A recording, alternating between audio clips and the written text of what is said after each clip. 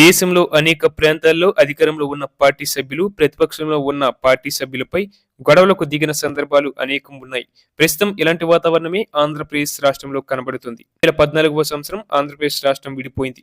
ఇక రాష్ట్రం విడిపోయిన తర్వాత జరిగిన మొదటి అసెంబ్లీ ఎన్నికల్లో తెలుగుదేశం పార్టీ అధికారంలోకి వచ్చింది. చంద్రబాబు నాయుడు ముఖ్యమంత్రి అయ్యారు. వైసీపీ పార్టీ ప్రధాన ప్రతిపక్షంగా నిలిచింది. దీంతో రాష్ట్ర వ్యాప్తంగా అక్కడక్కడ చిన్నపాటి మొదలు సంఘర్షణలు జరిగాయి. ఇక 2019 సంవత్సరం జరిగిన ఎన్నికల్లో ఆంధ్రప్రదేశ్ రాష్ట్రంలో వైసీపీ పార్టీ అధికారంలోకి వచ్చింది. జగన్మోహన్ రెడ్డి సీఎం అయ్యారు. ఇక తెలుగుదేశం పార్టీ ప్రధాన ప్రతిపక్షంగా నిలిచింది. ఇక వైసీపీ పార్టీ నేతలు తెలుగుదేశం పార్టీ కార్యకర్తలపై దాడి చేస్తున్నారు, మమ్మల్ని ఎంతో ఇబ్బంది పెడుతున్నారని టీడీపీ పార్టీకి చెందిన అనేక మంది నేతలు చెప్పిన సందర్భాలు ఉన్నాయి. అలాగే వైసీపీ పార్టీకి సంబంధించిన వారు మాపై దాడులకు దిగుతున్నారు అని కూడా తెలుగుదేశం పార్టీకి సంబంధించిన నాయకులు, కార్యకర్తలు అనేక సందర్భాల్లో చెప్పిన సంఘటనలు ఉన్నాయి.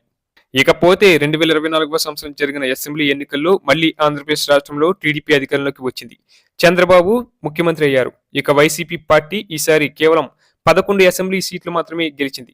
ఇకపోతే టీడీపీ అధికారంలోకి వచ్చి చాలా తక్కువ రోజులే అవుతుంది. కాకపోతే వైసీపీ పార్టీ నేతలు, కార్యకర్తలు మాత్రం టీడీపీ పార్టీ సభ్యులు మాపై దాడులు చేస్తున్నారు, మా ఆస్తులను ధ్వంసం చేస్తున్నారు అనే ఆరోపణలు గట్టిగా వినిపిస్తున్నారు. ఇకపోతే ఇలా ఏ పార్టీ అధికారంలోకి వస్తే ఆ పార్టీ సభ్యులు ఇతర పార్టీ నేతలపై, కార్యకర్తలపై దాడులు చేస్తున్నారు అనే వాదనలు బలంగా వినబడుతున్నాయి. ఇక ఏ పార్టీ అధికారంలో ఉంటుందో ఆ పార్టీకి సంబంధించిన వ్యక్తులు ప్రధాన ప్రతిపక్ష పార్టీ వ్యక్తులపై దాడులు చేయడం అనేది ఇలానే కంటిన్యూ అవుతూ ఒకరి తర్వాత ఒకరు దీన్నే ఫాలో అవుతారా అని కూడా జనాలు ప్రశ్నిస్తున్నారు. మరి ఇది ఎంత దూరం వెళుతుందో చూడాలి.